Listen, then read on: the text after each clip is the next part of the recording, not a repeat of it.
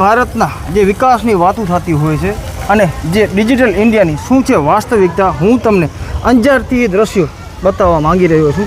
અત્યારે આપણે અંજારના વોર્ડ નંબર 5 ઉપર છીએ અને મારા પાછળ તમે જોઈ શકો છો અંજાર આંગણવાડી કેન્દ્ર નંબર 26 ઉપર છીએ. મહત્ત્વની બાબત એ છે કે અહીંયાના જે લોકો છે એ ખૂબ જાગૃત છે અને એ જાગૃતિની દિશા તરફ આગળ વધી રહ્યા છે. ત્યારે એમના દ્વારા અત્યારે સત્તા પક્ષ અને જે સરકાર છે એમનાથી પ્રશ્ન પૂછવામાં આવી રહ્યો છે કે તમે જે વિકસિત ભારત વિકાસની જે વાત કરી રહ્યા છો એ વિકાસ અત્યારે ક્યાં છે. જોઈ શકો છો આંગણવાડીની બારે અત્યારે કેવા દ્રશ્યો સામે આવી રહ્યા છે. બારે મોટા મોટા પાઇપ પડ્યા છે, બાજુમાં મલબો પડ્યો છે, એની બાજુમાં વિશેષ તમે જોશો તો તમને એક લાઇટની હાઈ ટેન્શનની લાઇન તમને દેખાતી હશે. હવે બાળકો અહીંયા અભ્યાસ એટલે નાનકા નાનકા ફૂલકાઓ અહીંયા આંગણવાડીમાં આવતા હોય કે એમનું જે નાનપણનો પાયો મજબૂત થાય એ વિષયથી અત્યારે એડવોકેટ મકવાણા સાહેબ આપણા સાથે છે. સાહેબ, ખાસ કરી ડિજિટલ ઇન્ડિયા હોય કે ભારત વિકસિત વિકાસની જે વાતો થતી હોય છે, તમને કેવું લાગી રહ્યું છે?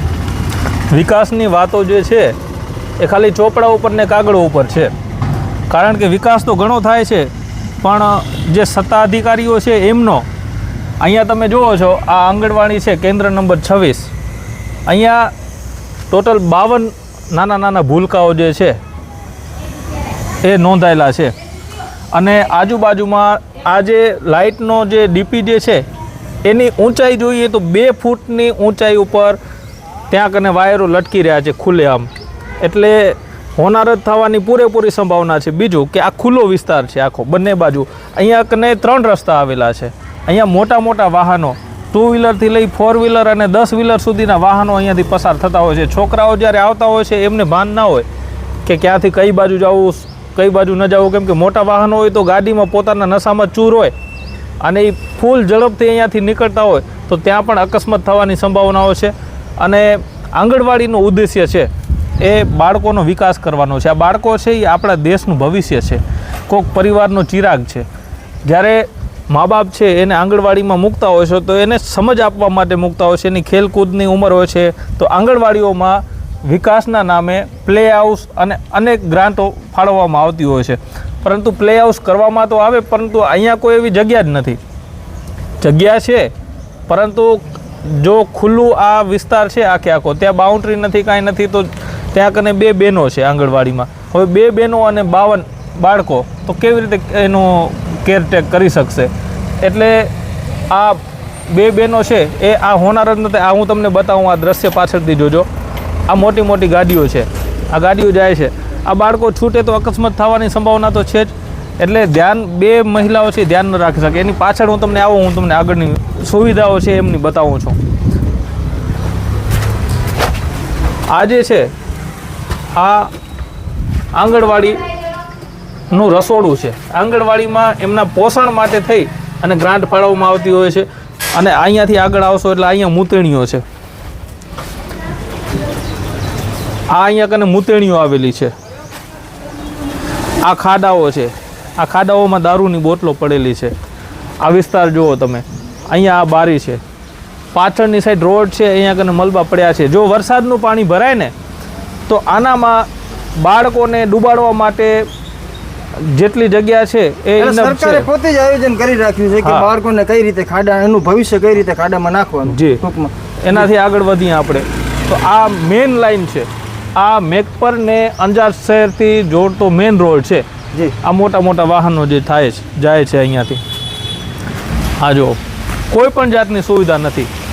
જી, 2023માં સાહેબ આપણે જે પરિપત્રોની વાત કરી કે 2023માં હુકમ પણ થયેલો છે, બરાબર, કે અહીંયા જ્યારે બાજુ બાઉન્ડ્રી બનાવવામાં આવે, જે અંદર જે રમતગમતના સાધનો મૂક્યા છે અંદર રસોડાની અંદર એને બહાર લગાડવામાં આવે.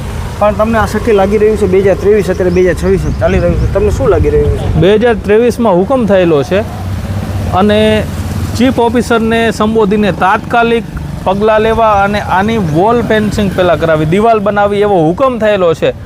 આજે એને 3 વર્ષ થઈ ગયા છે. હુકમ થયેલો છે તેમ છતાં કોઈ ધ્યાન નથી દેતું. હું તમને બાળકો દેખાડું, તમે બાળકોનું એકવાર જુઓ તમે. આ આપણું ભવિષ્ય છે, આ પરિવારનો ચિરાગ છે. આ જોજો, આ તમે જો, આમાં કાચના ટુકડાઓ છે, અણીદાર પાણાઓ છે. અને આ જુઓ તમે વાયરો કેટલી એની હાઈટ જુઓ તમે.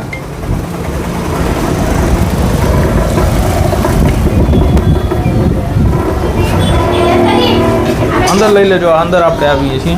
જી આ બાળકો બતાવજો તમે, આવો. આ નાના નાના બાળકો છે, આ બધા આ ભવિષ્ય છે.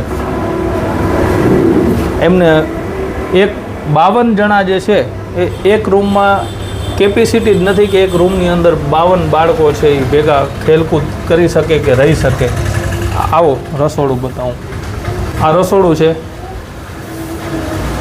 આ પ્લે હાઉસના સાધનો છે, પણ આ પ્લે હાઉસના સાધનો છે એ અહીંયા જ પડ્યા છે. રાખવા ક્યાં? કેમ કે બારે તો ખુલ્લું છે.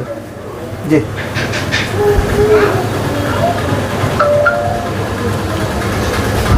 મિત્રો, તો અત્યારે વિનોદભાઈ મકવાણા જે એડવોકેટ છે એમના દ્વારા સમગ્ર શું આ આંગણવાડીની અત્યારે સ્થિતિ છે એ દર્શાવવામાં આવી, તમારા સમક્ષ મૂકવામાં આવી.